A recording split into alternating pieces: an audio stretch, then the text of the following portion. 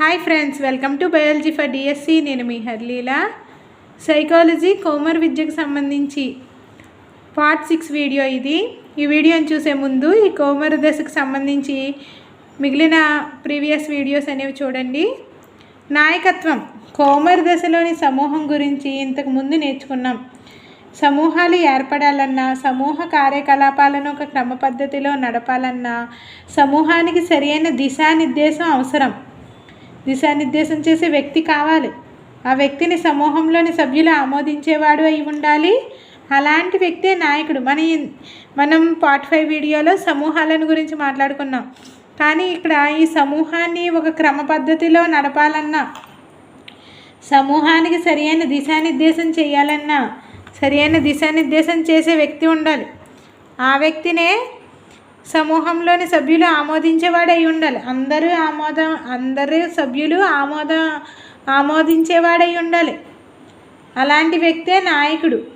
హ్యాంపిల్ కూన్స్ ప్రకారం ఒక భాగస్వామ్య లక్ష్యం వైపు ఒక సమూహం యొక్క కార్యకలాపాలను నడిపించే వ్యక్తి ప్రవర్తనే నాయకత్వం అంటారు. హ్యాంపిల్ కూన్స్ ప్రకారం ఒక భాగస్వామ్య లక్ష్యం వైపు ఒక సమూహం యొక్క కార్యకలాపాలను నడిపించే వ్యక్తి ప్రవర్తనే నాయకత్వం అంటారు. హ్యాంపిల్ కూన్స్ ప్రకారం ఒక భాగస్వామ్య లక్ష్యం వైపు ఒక సమూహం యొక్క కార్యకలాపాలను నడిపించే వ్యక్తి ప్రవర్తనే నాయకత్వం.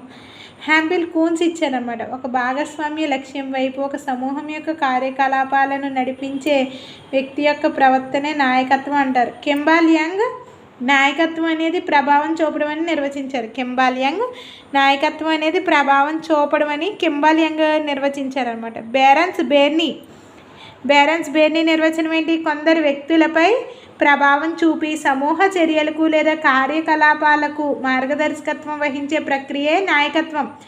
బేరన్స్ బేర్నీ ప్రకారం కొందరు వ్యక్తులపై ప్రభావం చూపి సమూహ చర్యలకి లేదా కార్యకలాపాలకి మార్గదర్శకత్వం వహించే ప్రక్రియ నాయకత్వం అన్నారు. ఇక్కడ మనం 3 నిర్వచనాలు చూడొచ్చు నాయకత్వానికి సంబంధించి. హ్యాంపిల్ కూన్స్ ఈయనిచ్చారు, 1957లో ఇవ్వడం జరిగింది. హ్యాంపిల్ కూన్స్ ఒక భాగస్వామ్య లక్ష్యం వైపు ఒక సమూహం యొక్క కార్యకలాపాలను నడిపించే వ్యక్తి ప్రవర్తననే నాయకత్వం అంటారు. కెంబాల్ యంగ్ నాయకత్వం అనేది ప్రభావం చూపడం అని నిర్వచించారు. కెంబాల్ యంగ్. బేరన్స్ బేర్నీ కొందరు వ్యక్తులపై ప్రభావం చూపి సమూహ చర్యలకు లేదా కార్యకలాపాలకు మార్గదర్శకత్వం వహించే ప్రక్రియే నాయకత్వం అని బేరన్స్ బేర్నీ నిర్వచించారన్నమాట. నెక్స్ట్, నాయకులు సమూహంలోని వ్యక్తులను తనదైన శైలిలో ప్రభావితం చేస్తారు. నాయకులు సమూహంలోని వ్యక్తులను తమదైన శైలిలో ప్రభావితం చేస్తారు. అందుకే లాఫియర్, ఫోరెన్స్ వర్తులు తాము ఇతరులచే ప్రభావితం కావటం కంటే ఇతరులను ప్రభావితం చేసే వారే నాయకులను తేల్చారు. నాయకులు సమూహంలోని వ్యక్తులను తనదైన శైలిలో ప్రభావితం చేస్తారు. అందుకే లాఫియర్, ఫోరెన్స్ వర్తులు తాము ఇతరులచే ప్రభావితం కావటం కంటే ఇతరులను ప్రభావితం చేసే వారే నాయకులు అని తేల్చారు. నెక్స్ట్, నాయకుడు సమూహ కార్యక్రమాలు సమర్థవంతంగా నడపడం కోసం వివిధ ప్రణాళికలు వేయటం, కార్యకలాపాలను నిర్వచించడం, సమూహానికి ప్రాతినిధ్యం వహించడం, సమూహ విధి విధానాలను రూపొందించడం, విభేదాలను పరిష్కరించడం మొదలైన విధులను నిర్వహిస్తాడు. నాయకుడు సమూహ కార్యక్రమాలు సమర్థవంతంగా నడపడం కోసం వివిధ ప్రణాళికలు వేయడం, కార్యకలాపాలను నిర్వచించడం, సమూహానికి ప్రాతినిధ్యం వహించడం, సమూహ విధి విధానాలను రూపొందించడం, విభేదాలను పరిష్కరించడం మొదలైన విధులను నాయకుడు నిర్వహిస్తాడు. నెక్స్ట్, యాంఫిల్ 1957 ప్రకారం ఇందాక ఇచ్చారు కదా హ్యాంపిల్ కూన్స్, ఆయనే. హ్యాంపిల్ ప్రకారం నాయకులు చొరవ చూపడం, సమూహ సభ్యులను సమైక్యపరచడం, సమూహ సభ్యుడిగా ఉండడం, సమూహంలో తనదైన శైలిలో ప్రత్యేక స్థానాన్ని కల్పించుకోవడం, సమాచారాన్ని సమూహ సభ్యులకు సులభ రీతిలో వ్యక్తపరిస్తే సమూహ మనస్సును అర్థం చేసుకుని ప్రవర్తించడం, సభ్యులకు ప్రేరణ కల్పించడం, సమయానుకూలమైన నిర్ణయాలు తీసుకోవడం, సభ్యుల సామర్థ్యాలకు అనుగుణంగా సరియైన పనులను కేటాయించడం మొదలైన విధులను నిర్వహిస్తారు. విజయవంతమైన నాయకులకు కొన్ని లక్షణాలు ఉంటాయి. టెర్మన్ బడ్లు ప్రకారం వీరు నీతి, నిజాయితీ, హాస్య చతురత, ఆత్మవిశ్వాసం, సామాజిక స్పృహ, స్నేహశీలత మొదలైన 79 లక్షణాలను కలిగి ఉంటారు. అయితే నాయకులలో అన్ని లక్షణాలు తప్పనిసరిగా ఉండాలని లేదు. కొన్ని లక్షణాలతో నాయకులైన వారు ఉన్నారు. హ్యాంపిల్ ప్రకారం ఏంటి? నాయకులు చొరవ చూపడం, సమూహ సభ్యులను సమైక్యపరచడం, సమూహ సభ్యుడిగా ఉండడం, సమూహంలో తనదైన శైలిలో ప్రత్యేక స్థానాన్ని కల్పించుకోవడం, సమాచారాన్ని సమూహ సభ్యులకి సులభ రీతిలో వ్యక్తపరిస్తే సమూహ మనస్సును అర్థం చేసుకుని ప్రవర్తించడం, సభ్యులకు ప్రేరణ కల్పించడం, సమయానుకూలమైన నిర్ణయాలు తీసుకోవడం, సభ్యుల సామర్థ్యాలకు అనుగుణంగా సరైన పనులను కేటాయించడం మొదలైన విధులను నిర్వహిస్తారు. నెక్స్ట్, విజయవంతమైన నాయకులకు కొన్ని లక్షణాలు ఉంటాయి. టెర్మన్ బడ్ల ప్రకారం వీరు నీతి, నిజాయితీ, హాస్య చతురత, ఆత్మవిశ్వాసం, సామాజిక స్పృహ, స్నేహశీలత మొదలైన 79 లక్షణాలను కలిగి ఉంటారు. విజయవంతమైన నాయకులకు కొన్ని లక్షణాలు ఉంటాయి. టెర్మన్ బడ్ల ప్రకారం వీరు నీతి, నిజాయితీ, హాస్య చతురత, విశ్వాసం, సామాజిక స్పృహ, స్నేహశీలత మొదలైన 79 లక్షణాలను కలిగి ఉంటారు. ఎవరి ప్రకారం? టెర్మన్ బడ్ల ప్రకారం. అయితే నాయకులలో అన్ని లక్షణాలు తప్పనిసరిగా ఉండాలని లేదు. కొన్ని లక్షణాలతో నాయకులైన వారు ఉన్నారు. నాయకత్వం రకాలు. నెక్స్ట్, నాయకులు అనుసరించే నియంత్రణ విధానాలను బట్టి, సమూహ సభ్యులకు గల స్వేచ్ఛను బట్టి, నాయకత్వం పొందిన విధానాలను బట్టి నాయకులను అనేక రకాలుగా వర్గీకరించారు. సర్ మార్టిన్ కాన్వే ప్రకారం నాయకులు 3 రకాలు. సర్ మార్టిన్ కాన్వే ప్రకారం నాయకులు 3 రకాలు. జనసమూహాలను సమాయత్తపరిచి తాత్కాలిక నాయకులుగా చలామణి అయ్యేవారు.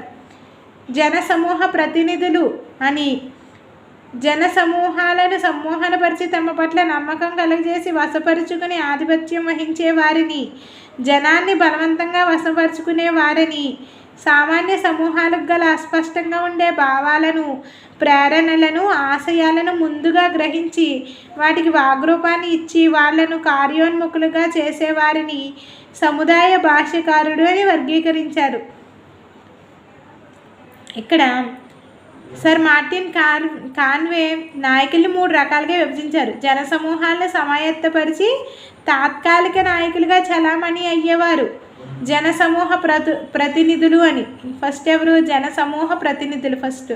నెక్స్ట్, జనసమూహాలను సమ్మోహనపరిచి తన పట్ల నమ్మకం కలగజేసి వశపరుచుకుని ఆధిపత్యం వహించే వారిని, జనాన్ని బలవంతంగా వశపరుచుకునే వారిని, సామాన్య సమూహాలకు గల అస్పష్టంగా ఉండే భావాలను, ప్రేరణలను, ఆశయాలను ముందుగా గ్రహించి వాటికి వాగ్రూపాన్ని ఇచ్చి వాళ్లను కార్యోన్ముఖులను చేసేవారిని సముదాయ భాష్యకారుడు. 3 రకాలు అనుకున్నాం. సర్ మార్టిన్ కాన్వే 3 రకాలుగా విభజించారు నాయకులను. జనసమూహ ప్రతినిధులు ఒకళ్ళు, జనాన్ని బలవంతంగా వశపరుచుకునే వాళ్ళు ఒకళ్ళు, సముదాయ భాష్యకారుడు అని 3 రకాలుగా వర్గీకరించారు.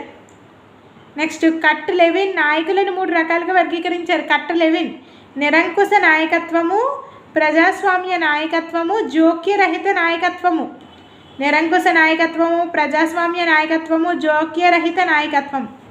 నిరంకుశ నాయకత్వం వీరిని అధికారిక నాయకులు అంటారు, నియంతలు అని కూడా అంటారు. ఈ రకమైన నాయకత్వంలో నిర్ణయాలు కేవలం నాయకులే తీసుకుంటారు, సభ్యులు అనుసరించాలి. నాయకులు ఇచ్చిన ఆదేశాలను ఎదురు ప్రశ్నించకుండా సభ్యులు అమలుపరచాలి. వీరిని నిర్దేశిత నాయకులను కూడా వ్యవహరించవచ్చు. నిరంకుశ నాయకత్వంలో వీరిని ఏమంటారు? అధికారిక నాయకులు, నియంతలను కూడా అంటారు. ఈ రకమైన నాయకత్వంలో నిర్ణయాలు కేవలం నాయకులే తీసుకుంటారు, సభ్యులేమో అనుసరించాలి అంతే. నాయకులు ఇచ్చిన ఆదేశాలను ఎదురు ప్రశ్నించకుండా సభ్యులు అమలుపరచాలి. వీరిని నిర్దేశిత నాయకులను కూడా వ్యవహరించవచ్చు. నెక్స్ట్, ప్రజాస్వామ్య నాయకత్వం. దీనినే సహభాగ నాయకత్వంగా పిలవవచ్చు. ఈ రకమైన నాయకత్వంలో నాయకులు సమూహంలోని సభ్యుల అభిప్రాయాలకు, భావాలకు విలువని ఇస్తారు. పరస్పర సంప్రదింపుల ద్వారా నిర్ణయాలు తీసుకుంటారు. సభ్యులు ఈ రకమైన నాయకత్వంలో జరిగే కార్యక్రమంలో క్రియాశీలకంగా ఉంటారు సభ్యులు. నెక్స్ట్, జోక్యరహిత నాయకత్వం. ఈ రకమైన నాయకత్వంలో నాయకుడు నామమాత్రంగానే వ్యవహరిస్తాడు. ఈ పద్ధతిలో సమూహ లక్ష్యాలను సాధించాలని నిర్ణయించుకునే స్వేచ్ఛ కూడా సభ్యులకే ఉంటుంది. సమూహ లక్ష్యాలను సాధించాలని నిర్ణయించుకునే స్వేచ్ఛ కూడా సభ్యులుగా ఉంటుంది జోక్యరహిత నాయకత్వంలో. నెక్స్ట్ టాపిక్ నెక్స్ట్ వీడియోలో కంటిన్యూ చేద్దాం. Stay tuned. Biology for DSC.